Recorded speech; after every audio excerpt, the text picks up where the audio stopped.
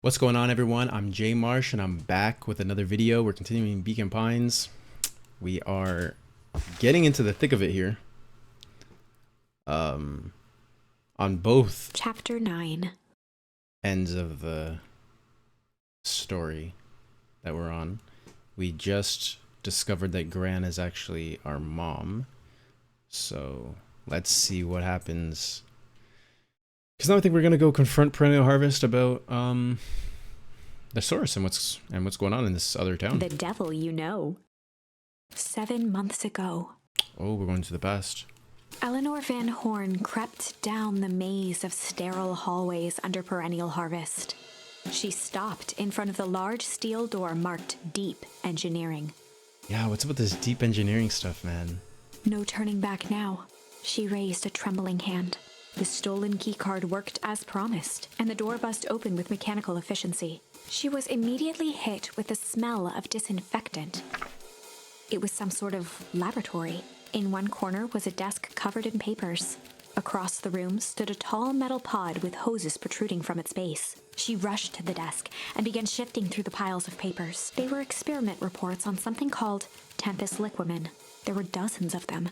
Every one stamped failed. Eleanor heard the sharp echo of footsteps approaching. She was out of time. Her eyes scanned the room, eventually landing on the strange pod. Muttering a curse under her breath, she dashed over and dove inside.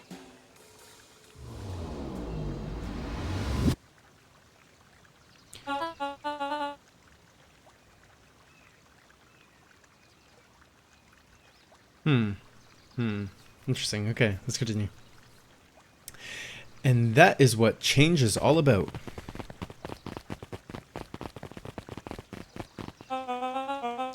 Grabbing the future by the scruff of the neck and making things happen. Change is a choice. I am tickled pink that we will all be making that choice together.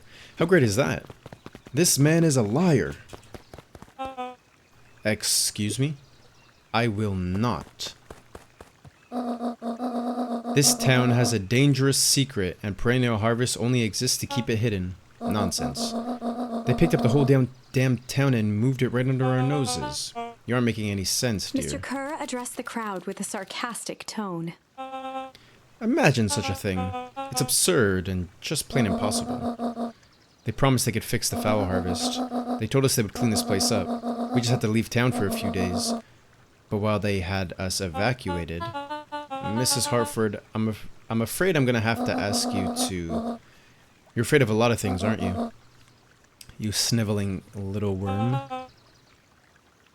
This is growing tiresome. A little help, please. Don't you all see? This festival is a sham. An excuse to have the whole town gather in one place. They're planning something awful. I don't know what, but these people are wicked. Don't listen to her. She has absolutely no proof. I am the proof. I'm Eleanor Van Horn. Whispers filtered through the crowd. Well, aren't you just sneaky as the dickens? We all knew Valentine's fertilizer was too good to be true, and now this whole town is paying the price. Ladies and gentlemen, I am so sorry about this disruption. My associates will take this obviously disturbed woman somewhere comfortable, so that she can get the help she needs. She's not the one who's disturbed. You two-timing clown.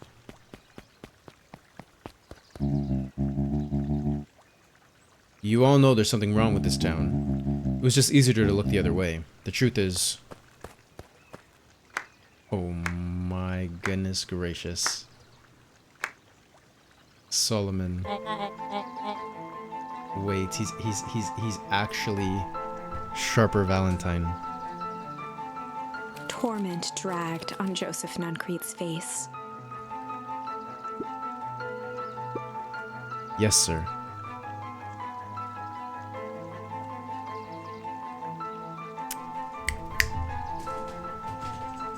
This is good. This is good. Mr. Nuncrete was just talking about how with Luca's dad, Walt, he said the thing about Sharper Valentine. Once you say yes to him once, you're going to continue saying yes, even until he's dead, whatever. But he's not dead, and now he's continuing to say yes. Wait, they're working together? Oh my gosh, no, no, no. This is just bad news all around. Take them away. No, I want them to see this. Ah, the ever tempestuous Eleanor Van Horn. You've been quite the thorn in my side, like a weed that's burrowed in where it doesn't belong. I must confess, you look dreadful. He paused for a moment, plucking a piece of fuzz from his sweater and discarding it to the ground. Wait, I wonder if Luca's dad actually died then. What if he just turned into a kid? Like, if they have the power to age forward, clearly something happens. I mean, I'm just assuming. They haven't even said that this is Sharper yet, but he clearly aged backwards into a kid. Eleanor aged forward into an adult, so I wonder if Luca's dad is somewhere as well. Consider yourself in rare company. You've managed to pull one over on me. It won't happen again. I know you had some sort of plan to disrupt our little party, but alas, I expected something a bit more impressive than incoherent rambling. No matter. Your failures are yours to bear. Mr. Kerr, yes sir. It's a shame it was cut short, but I thank you for that rousing oratory. I'll take it from here. Yes sir, of course sir.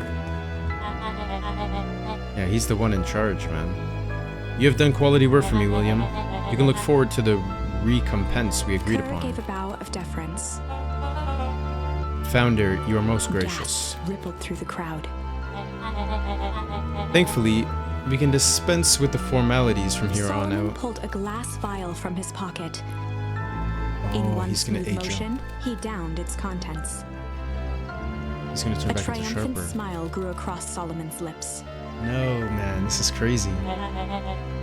You can call me Sharper His Valentine. body and face began to contort and expand as he disappeared into a belching green mist.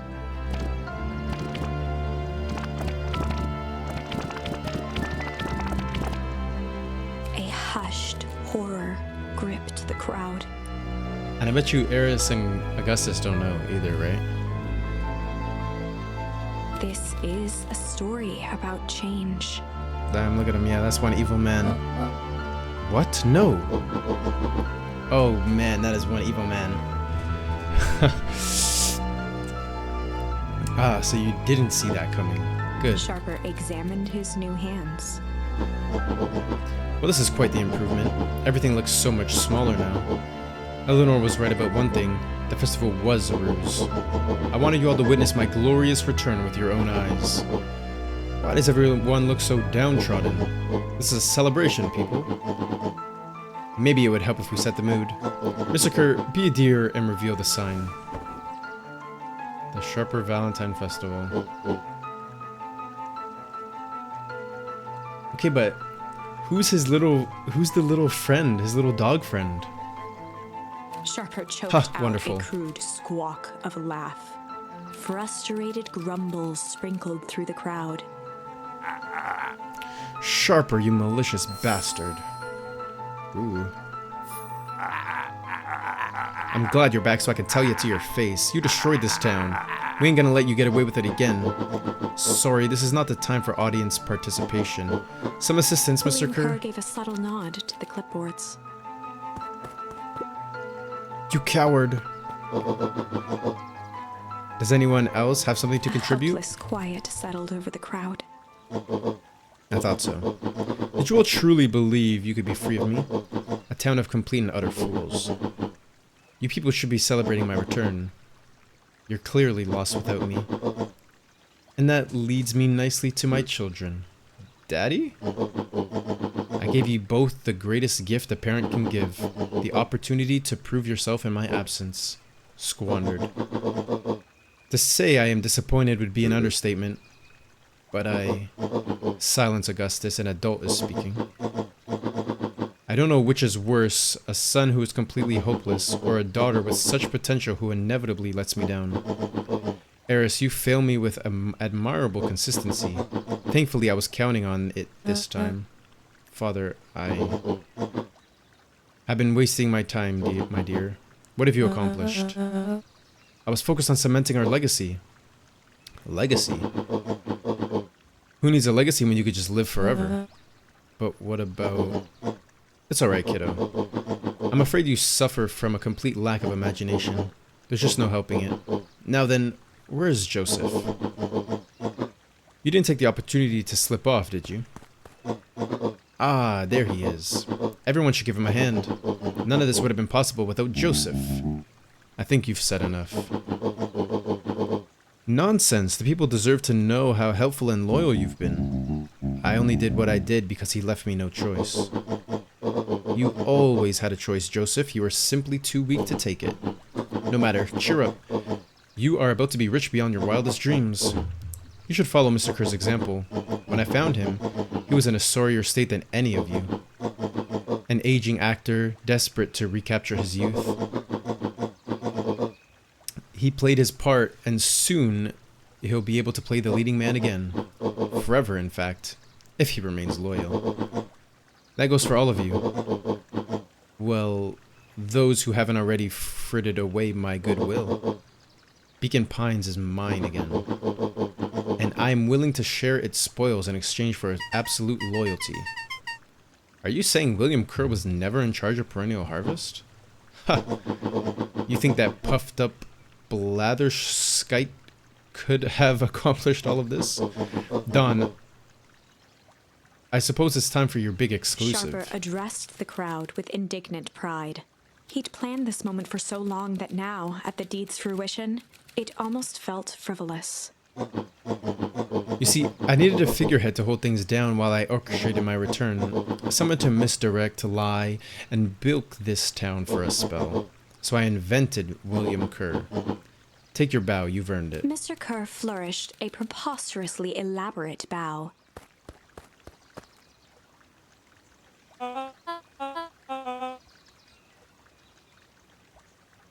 That's crazy. We read his book in the library.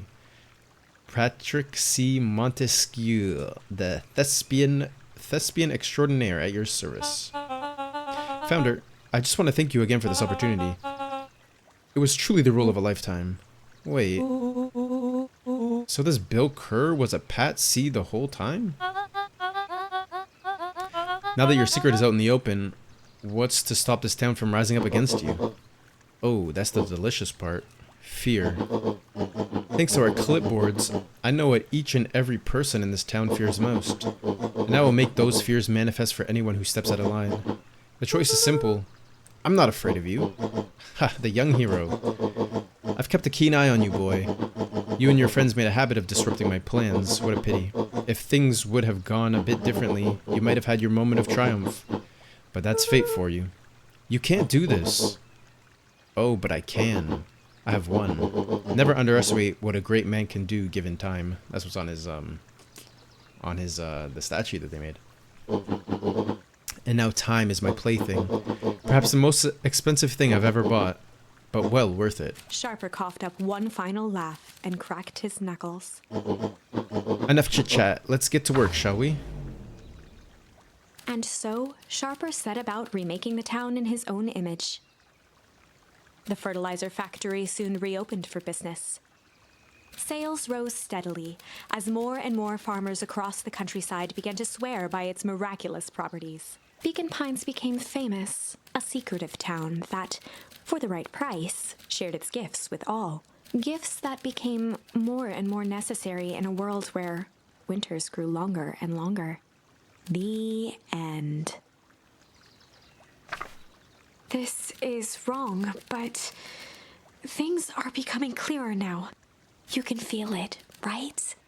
We can't let Sharper win. He might just be the key to this whole thing. Let's see.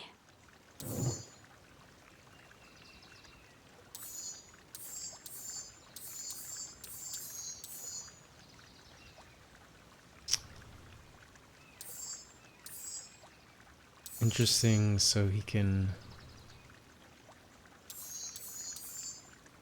Interesting,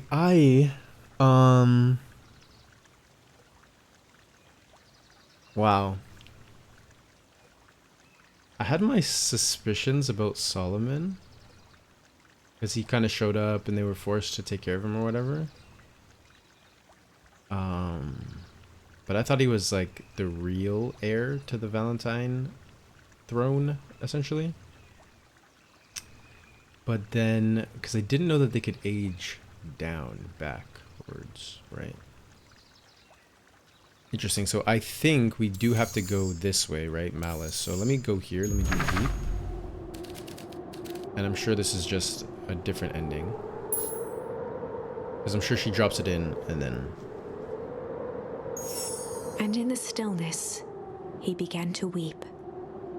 It was all just too much. Falling to his knees, Luca whimpered softly.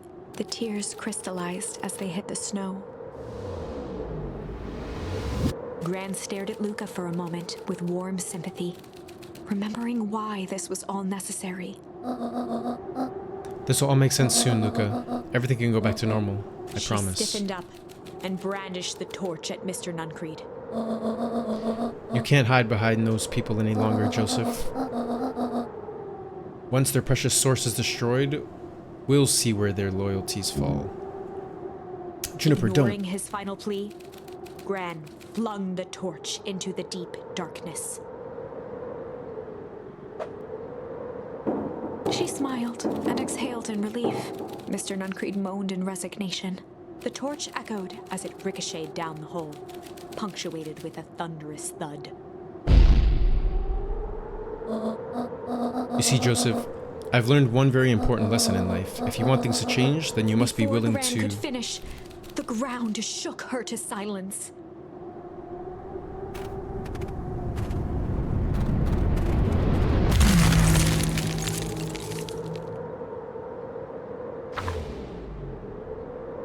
Gran only had time to spin around and run to Luca.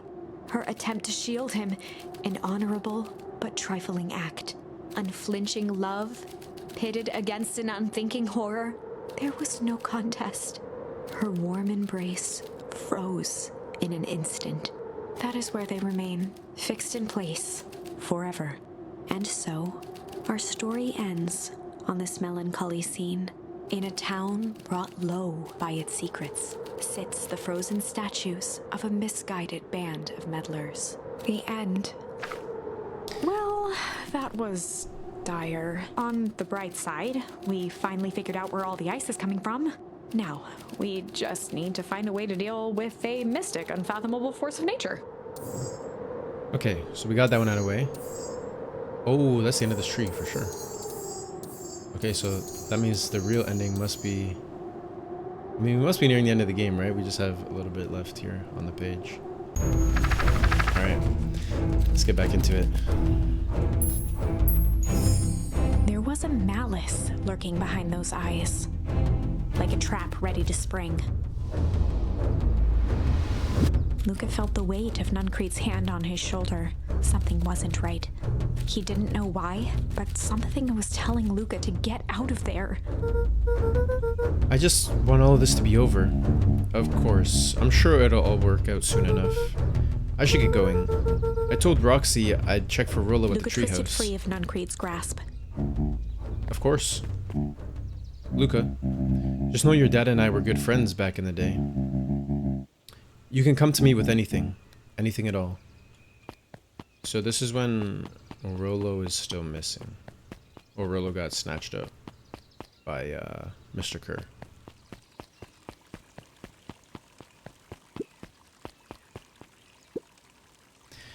These festival decorations are a bit humdrum. Now, if I were to throw a festival, it would be a thing to behold. I agree, this is more than a little sad. It's worse than sad, it's boring. What if we did a little something to spice things up? I'm listening. You know that festival sign waiting to be unveiled? It would be a shame if someone... The two scurried off, eagerly formulating a plan. Like, who is that little guy? His little, like, henchman or butler? How come he doesn't get to grow up? He looked down and muttered in a gruff voice. Mama always told me my problems would look similar once I grew up. Mama always told me my problems would look smaller once I grew up. But my problems always seem to grow right along with me. Heavens, I sense big trouble ahead.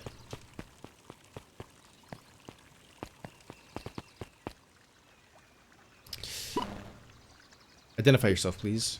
Nellie Moodwill. I work here now. I am unable to locate you on our staff roll. Oh, I don't officially start until tomorrow. Mr. Kerr said I could come in early tonight and get a few things done. Hold, please. Clearance authorized. Thank you. Our harvest awaits. Something bad's gonna happen to Nellie, huh? Whoa. You could get a wrench to the noggin sneaking up on a guy like that. Don't scare a man while he's junkin', sonny. Evening, Jeff. Isn't it kind of late to be junkin'? I might as well ask the same thing of you. Find anything good? Everything's... Ever since Perennial Harvest moved in, even the junk is trash. You can learn a lot about a person by looking at what they throw away. With this bunch, it's all shredded paper and coffee cups. Well, I better get going. I didn't see nothing if you didn't see nothing. See what? Exactly. What's Bert got to tell us? Bert always knows all the facts of what's going on. Okay, let's see. We got a lot of words since the last time we went fishing. Still got nothing, eh? I wonder how we can go back to the diner. Can I go to the diner now? No, right? I don't think so. Because I think I can only go to the diner in the other... on the other branch of the tree. From delivering the jam.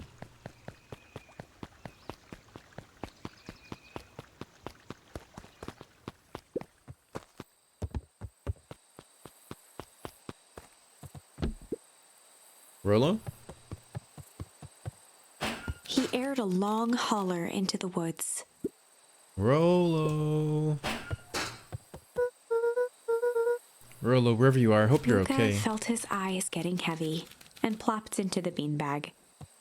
Look, there's the... he conceded to its lumpy embrace. The jacket that Iggy is wearing. Iggy came to the treehouse and by the hammock picked up the jacket.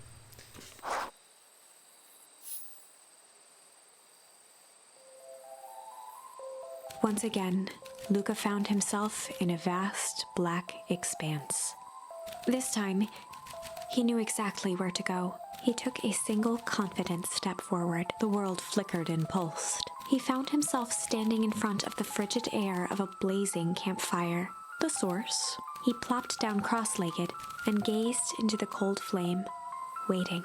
Soon enough, the fire began to die out, popping sporadically, until all that was left was a single ember. Luca stood up and dusted himself off. He plucked the glowing ember from the cold ash, examined it, and slid it into his pocket, a keepsake. The voice of his father spoke behind him. "You made me proud, Buckaroo." Luca turned to face him. Wait, surely his dad is actually dead if he's seeing his dad in his dream, because he never has a dream about his mom, I don't think. "Dad, what is this place?" A warm grin grew across his father's face. "A place where everything that has been and everything that could be all wait together." Luca found himself staring at his father's face, trying as hard as he could to memorize every single detail. "Wait? For what?" Another voice spoke out as Luca's doppelganger stepped forward. "That's up to you." Without knowing why, Luca began to weep. Is any of this real? Are you real?" Luca's father bent down to smudge away a tear. "Of course. I'm as real as the part of you that misses me." Luca turned to look at the older version of himself. "And you?" The doppelganger choked back tears. "I'm as real as the part of you that's angry he's gone." Does that make sense? Through his tears, Luca laughed. "I think so." His father pulled him in for an embrace. "Time to go, Buckaroo." Luca was startled from his dream by a banging on the floor. Are you in there? A commanding voice rumbled from below. Just as Luca sprang to lock the entry hatch, The door knocked open.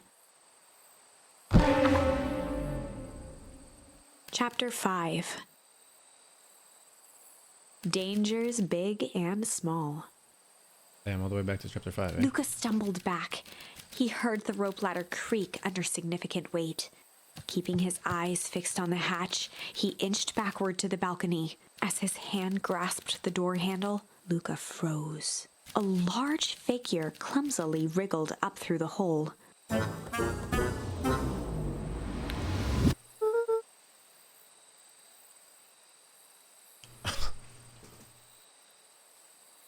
No way, he got into the goop juice and grew up.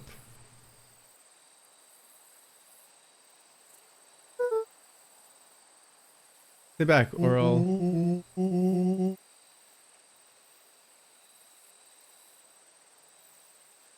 I'm in shock. Sheesh, I know it's dark and all, but I figured you'd recognize me.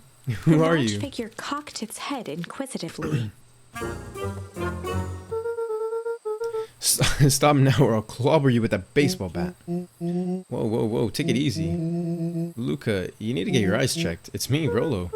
Nice try, but I know you aren't Rollo. You're like one of his random uncles or something. Where is he? Uncle? Luca, quit messing around. It's me. If it's really you, prove it. Flamin' chicken coop, Luca. Luca's jaw dropped. He peered more closely at the man standing in front of him.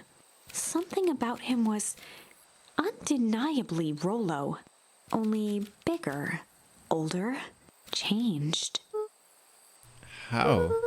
What happened to you? When I was running away, I ran into more people in those yellow suits. They grabbed me and dragged me away. What? Where did they take you? Dunno, they threw a bag over my head. It was cold and smelled like a swimming pool. I think it was an underground lab or something. They made my hands all big. Look. Rollo proudly presented his hands to Luca. Pretty sweet, right? I mean, it wouldn't be my first pick for a superpower, but beggars can't be choosers. Rollo, it wasn't just your hands. My feet too? Dang, Pa just made me new shoes. Wait, Luca, why are you so small? Luca moved to the side and pointed Rollo to his reflection in the balcony window. What the? His hands shot up to his face. Holy Toledo. Rollo, what did they do to you? They made me drink some sort of green crud. Ew. Actually, it wasn't too bad. It kind of tasted like licorice. I passed out and woke up like this. And then I sort of smashed open my cage and escaped. Whoa, you smashed open a cage? Kinda. At least, I think I did, but it's all sort of a blur. But they had you in a cage. Who are these people? I don't know who did this to you, but we're gonna fix it. Fix it? This is awesome. Well, I'm just glad you're safe now. Luca, you don't need to worry about me. Sure, I got snatched, but look at it this way. I got snatched. I know where snatched people go. We may finally have a lead on what happened to your family. Maybe you're right, but this all seems dangerous. Danger. Rollo shadowboxed a few jabs. I'll take them all on. Hey, fellas, what's up? With a yelp, Rollo dove behind Luca. Ah! Did I come at a bad time? Who the heck are you? This is Beck. Sorry, something truly bizarre just happened and I need help. I didn't know where else to go. So, you're just hanging out here with your large adult friend? No, this is my buddy Rollo. This is your missing friend? One and the same. He seems a little old. I'll have you know this is a recent development. What the heck does that mean? Oh, I'm sorry, you're the one who just showed up out of nowhere. So we'll be asking the questions here. That's fair. How did you find us? Your silly little treehouse? I think you mean our silly little mission control. I hate to break it to you, but your secret path isn't so secret. And I can hear your racket from a mile away. See, Luca, this is why we need to improve security around here. Not now, Rollo. Beck, you said something bizarre happened? Yeah, but... She shot a nervous glance at Rollo. Anything you could say around me, you could say around Rollo. This has been a weird day all around, hasn't it? Beck's Yep. eyes narrowed. Okay, so it all started when I made it back home. My first order of business was to try and salvage my hair. So I dyed it with some stuff from the chemistry set my mom gave me. Okay, so right. Iggy didn't get splashed. She got splashed. And, looks like she dyed her hair blue.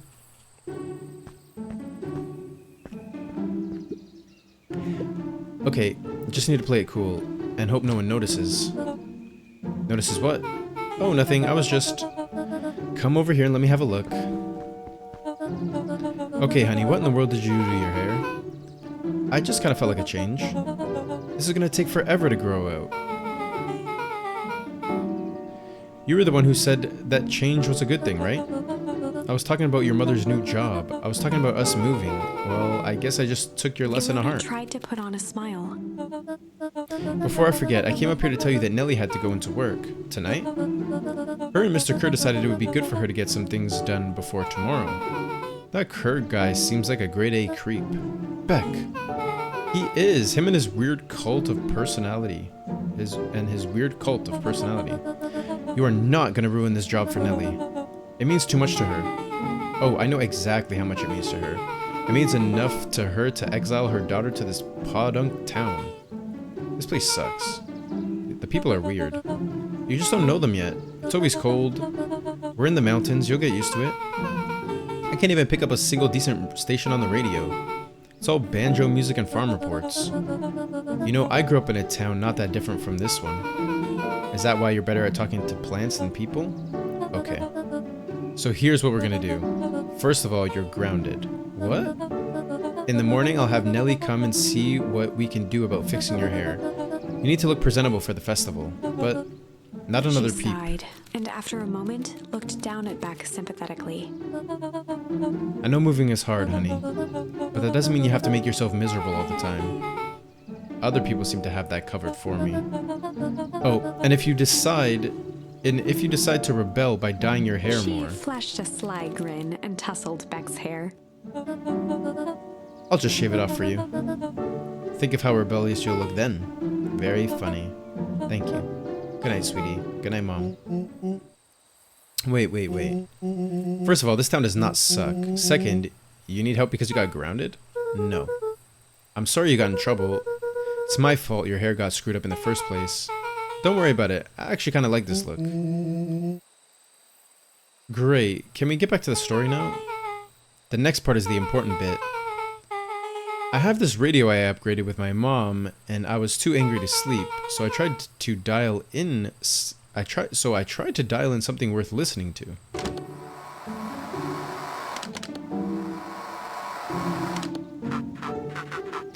Mr. Kerr, are you there? Mr. Kerr? Yes, I'm busy. What is it? Apologies. I have the founder on the line. Patch him through immediately. One moment.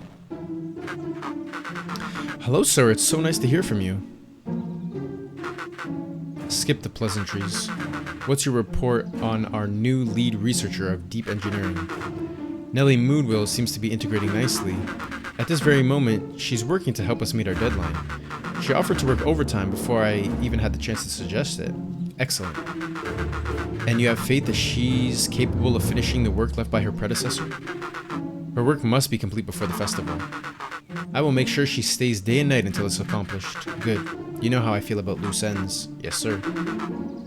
Once she has finished the work, we need to make a determination regarding her. Long-term prospects in the company. Immediately, sir? I usually have more time to fully bring people into the fold. We are in the endgame, though. After your failures with Dr. Prescott, I can't afford to take any risks. Of course, sir. No loose ends, sir.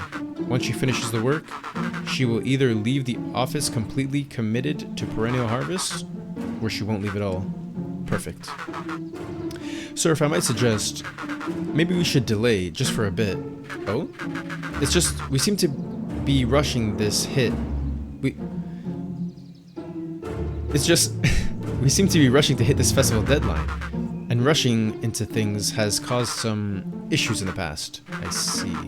Please understand that I just want what's best for you. I'm eternally grateful for all you've done for me. Bill, I'll make this very clear for you. I brought you in to make things run smoothly, not to have opinions. Of course, sir. Chin up, Bill. You're only a few days away from having everything you've ever dreamed of. Yes, sir. Thank you, sir. Well, yeah. Just so we're clear, when they said loose ends, they were talking about murder, right? Like actually killing someone? Capital Luca murder? gave Rollo a quick elbow to the ribs. Who's this founder? I was hoping you guys would know. Nah, as far as we know, Kerr is the top banana at Perennial Harvest. He sounded scared of this founder guy. So we have an even topper banana on the field. What the hell is my mom caught up in?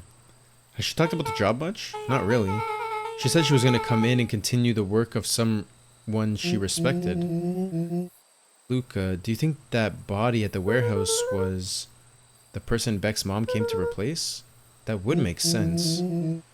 Beck, it seems like Nellie's predecessor got, loose-ended. I'm getting that impression. Okay, so we need to get your mom out of there before the festival happens. That's 2 days away. Won't she just come home after work? The creep on the radio said they were gonna hold her until then. So if she's not coming out, we gotta go in and get her. Beck flipped a large sheet of paper out of her pocket and slammed it on the floor. Maybe this will help.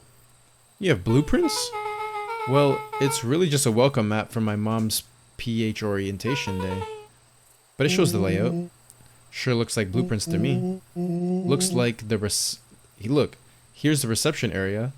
There's a big room marked Founder's Office. It even has the exits marked. Guys. We have a deadline. We have an objective. We have blueprints. You realize what this is, Rollo right? started to wiggle with excitement.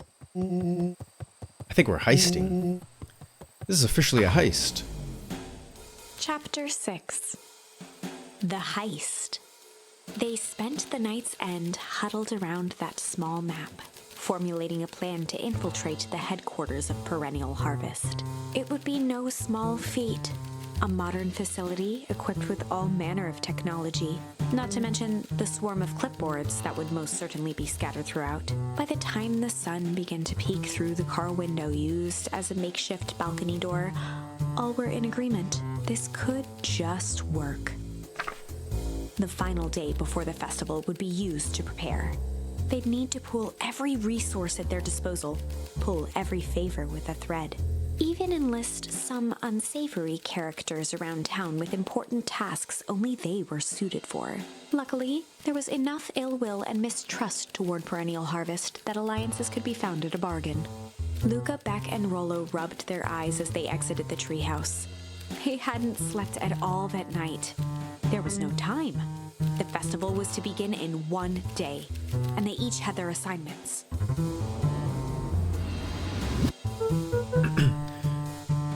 Alright, quick recap. Rollo, you're gonna talk to Roxy. Cordially. Without her and Fitz, this whole thing could go bust. Me?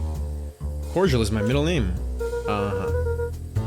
And how do you plan to explain your new... vaguely at Rollo's sizable figure. The circumstance. Bah, she'll be so happy I'm alive, she won't even Beck notice. snorted an involuntary giggle. And Beck, you're sure Alona won't just shoot this whole thing down when she hears it? She'll listen. Once she understands the danger Nellie is in, the danger we're all in, the plan will make sense. Okay.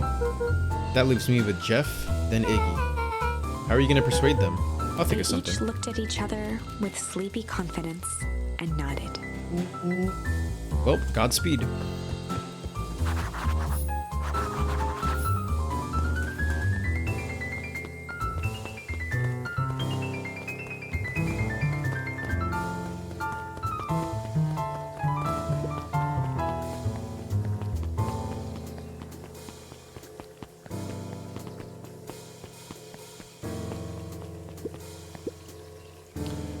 Undaunted, he shook his head.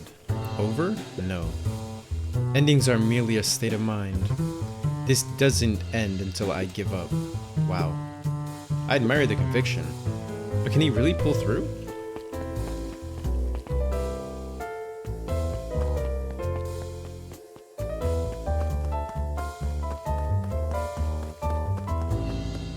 am I supposed to do with this watermelon?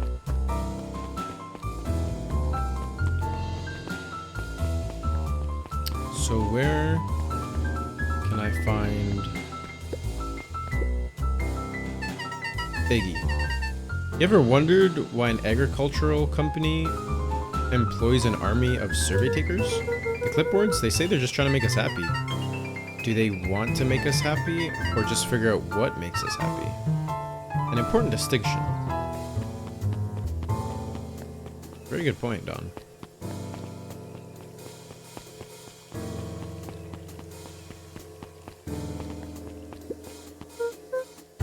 Hey Jeff, what can I do you for? Well, I know how much you hate perennial harvest. Hate's a strong word. Oh, sorry, I mean, I didn't say it was the wrong word. Gotcha. So, we're gonna break into their headquarters, and I thought you might be able to help. Jeff wheezed out a long snicker. Yeah, you see, I knew you kids were alright. Great, so you'll help? Jeff's face strained instantly. Not a chance. But give me one good reason I should risk my hide aiding and abetting you rascals. Looking into the sullen eyes of his would-be accomplice, Luca blurted out the first word that came to mind.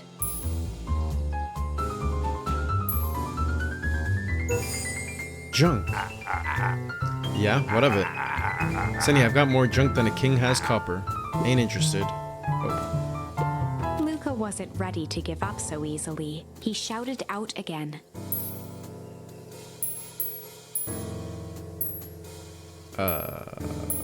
Shit. Yeah, it's all shit. I still ain't helping. Ain't that some shit? Hide. Jeff's brow perked up. What'd you say? Go ahead and hide Sensing then. some traction, Luca carried on with vigor. Let a bunch of kids do what needs to be done.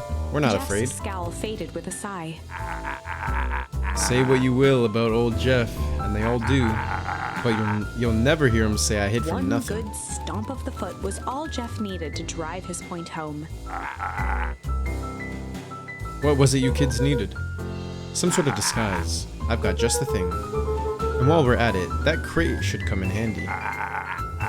This ain't gonna be free, you know. I'm thinking 5 bags of sour gobs should cover it. Put it on my Luca tab. offered out his open hand to seal the deal. With a firm and dusty grip, Jeff reciprocated. Done. Swing by first thing in the morning.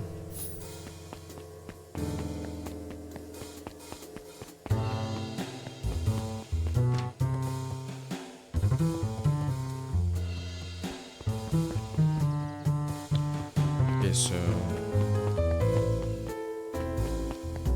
now I need to find Iggy. Oh. Hey Tish, look who it is.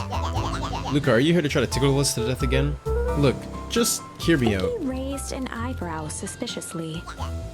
We're listening. Iggy, I know we've both been giant bags of shit to each other. Iggy gave a reluctant shrug. You're not wrong. But lately, life has been kinda strange, you know? Iggy considered the point. Things have been weird around here, so I'm offering a truce and asking for your help. What do you say we...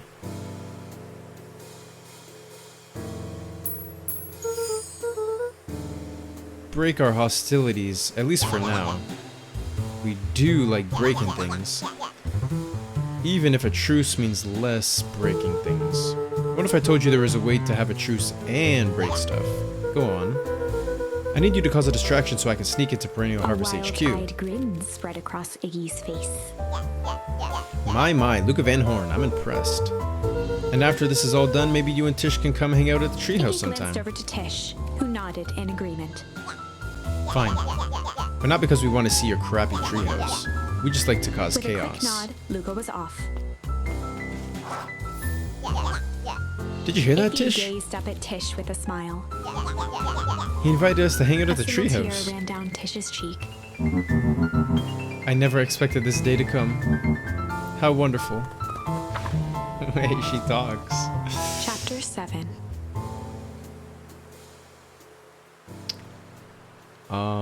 Into the hive. Okay, I think we ended there. And in the next video, we will start off with the juice and jump right into infiltrating perennial harvest.